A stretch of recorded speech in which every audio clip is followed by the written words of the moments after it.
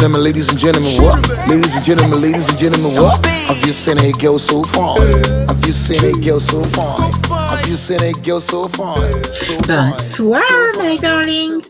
Welcome back to Front Row with Audrey Charlyes, where fashion meets philosophy and the front row becomes confession.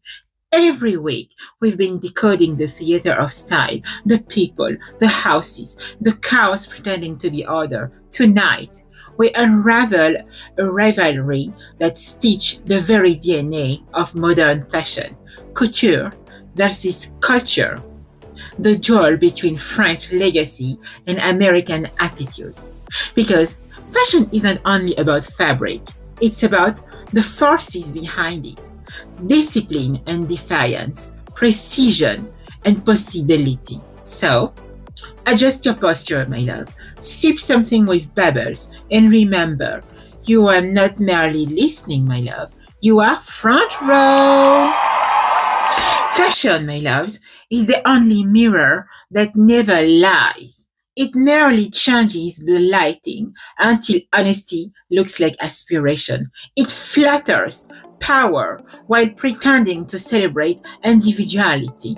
Every stitch is a statement about hierarchy.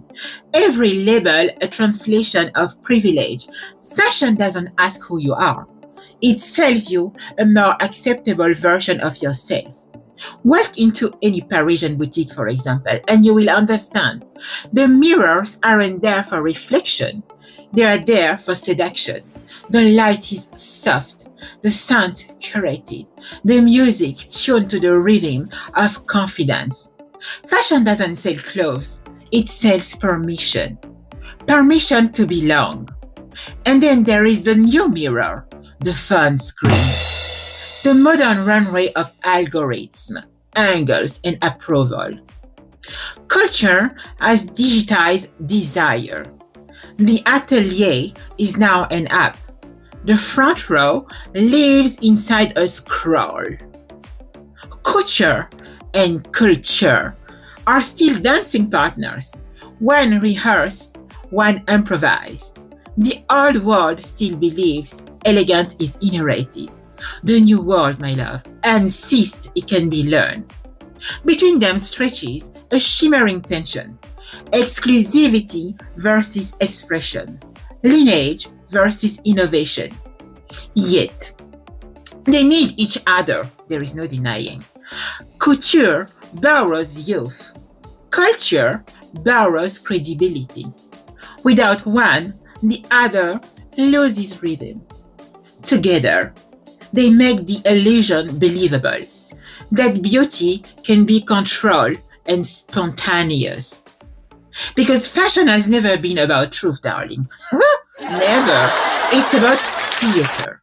And in this theater, couture and culture are rival divas sharing the same mirror, each adjusting the spotlight by half a degree, each certain the reflection belongs to her. And that reflection brings us somewhere tender, to the moment when admiration turns into longing, the moment poverty meets pearl. When poverty met pearls, every generation has that moment. The first encounter with couture. It happened quietly, a window display, a magazine page, a dress gleams in motion. Something shifts. For a second, survival steps aside and wonder takes over. Couture was built to provoke that gasp. Its business model depends on awe. The atelier doesn't just contract garments. It manufactures reverence. Silk, stitching, ceremony, all designed to make the observer whisper, "Oh God, I could never." But culture, never learned to whisper. It answers back and it says, "Why not?" If couture is the hymn, culture is the remix. Where the salon demands invitation, the street declares access. It doesn't need lineage, it needs imagination. In Harlem, for example, a tailor stitches discarded luxury scarves into a new kind of prestige.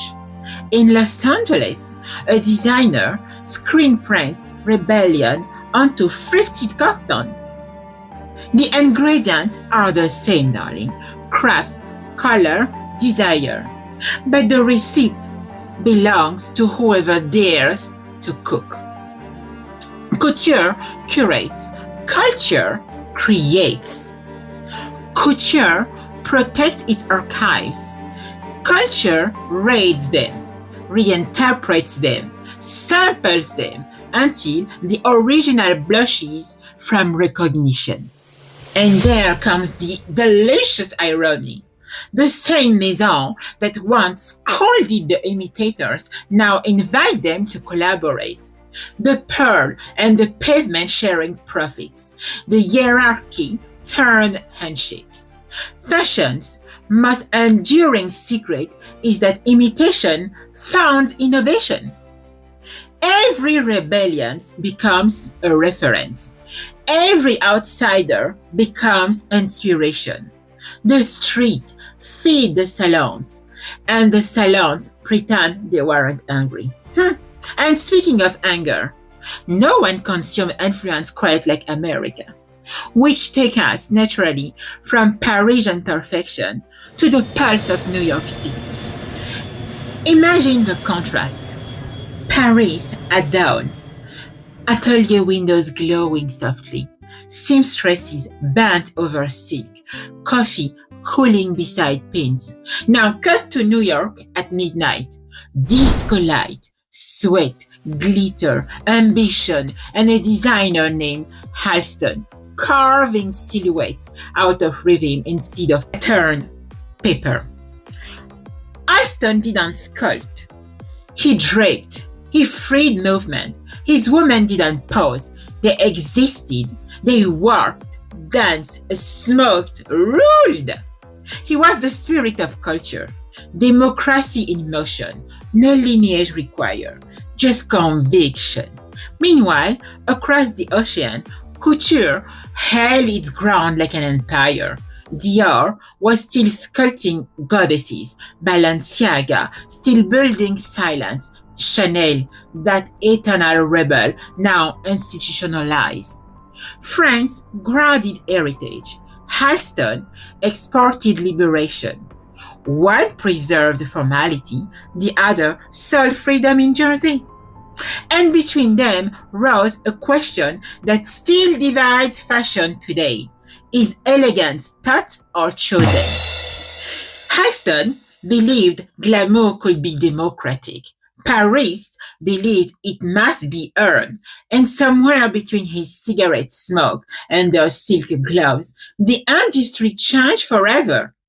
Halston's fall from grace was as spectacular as his rise, but his idea survived him.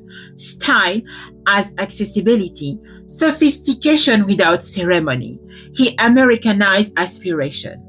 And as America was learning to monetize confidence, France was learning to market nostalgia. Both realized the same thing. Fashion is not about beauty, it's about belief. Which brings me to the modern paradox that still runs every runway budget: heritage versus hustle. Basically the price of belonging. Heritage smells like cedar closet and quiet confidence. It works with the weight of archives, the certainty of being first. It doesn't rush. It expects the world to wait. Step inside any historic maison and you will feel it. That hush that says, "We were here before you were born." Bolts of fabrics rest like relics. Sketches hang frame like scripture. Heritage isn't just about design. It's about devotion. It sells not to dress, but continuity. But devotion can turn into inertia. The danger of heritage is that it starts believing its own myth. When tradition becomes doctrine, imagination starts tiptoeing. Then come hustle. No archives, no pedigree, no time to ask permission, nothing. Hustle doesn't curate, it improvises. It buys fabric by the meter, cuts on the kitchen table, and launches online at 2 a.m. with borrowed lighting and borrowed hope. Hustle is allergic to waiting. It has no ancestors, only deadlines. It is the heartbeat of culture, resourceful, relentless, always reinventing. And here is the truth, darling. Couture and culture need each other. Heritage without hustle becomes history. Hustle without heritage burns out before the after party. In every era, they collide. The maisons look to the streets for oxygen. The streets look to the maisons for validation. The runways borrow from rebellion. The rebellion borrows from refinement. Together, they create the illusions of progress. But it's a gorgeous illusion worth the ticket price. You can feel that collision pulsing today. Mass visibility in the union no one saw coming. The day sneaker meet silk. Ah, yes. That moment when comfort dared to waltz with couture and didn't bother to change shoes. Once upon a time, sneakers belonged to the sidewalk and silk to soirees. Then Balenciaga blurred the line. Dior added a rubber sole to a drain, and Louis Vuitton gave streetwear a frown. Suddenly, the sneaker wasn't rebellion, it was royal. The fashion establishment panicked briefly, then profited beautifully. Heritage, once allergic to logos larger than life, started printing them in metallic foil. The new rule became simple. If it sells irony, it sells. But there is poetry in that chaos, because the sneaker is more than comfort. It's democracy. It says movement matters more than posture. It makes couture breathe again. Less mausoleum, more momentum. Across continents, new scenes emerge. Stylists pairing ball gowns with trainer, rappers quoting Margiela, editors pretending to understand TikTok while pretending not to. The borders between atelier and algorithms dissolve. Couture learn rhythm. Culture learn restraint. Together, they built a new hierarchy. One measure not by invitation, but by influence. And somewhere, Karl Lagerfeld is still rolling his eyes, half in horror, half in approval, because even he knew irony executed in silk is still chic. Here is the truth, loves. Couture without culture is a museum, immaculate, motionless, admired through glass. Culture without couture is a manifesto, powerful, loud, but fleeting. Together, they create the dialogue that keeps fashion alive. One polishes, the other provokes. One remembers, the other reinvents. It's the tension that turns fabric into story. Fashion has never been about covering the body. It's about translating the soul. Every generation writes a biography in stitches. Rebellion disguised as tailoring, hope disguised as color. Think of a Chanel jacket and a Levi's jean. Two philosophies woven from different dreams, both promising the same thing, confidence. One says, I belong, the other says, I survive. Both are fashion dialects of dignity. That's why the runway still matters, because somewhere between silk and street, we find ourselves, not who we are, but who we wish to be, if only for one immaculate moment. So, remember this, my love. Couture gives you the dress, Culture gives you the reason to wear it.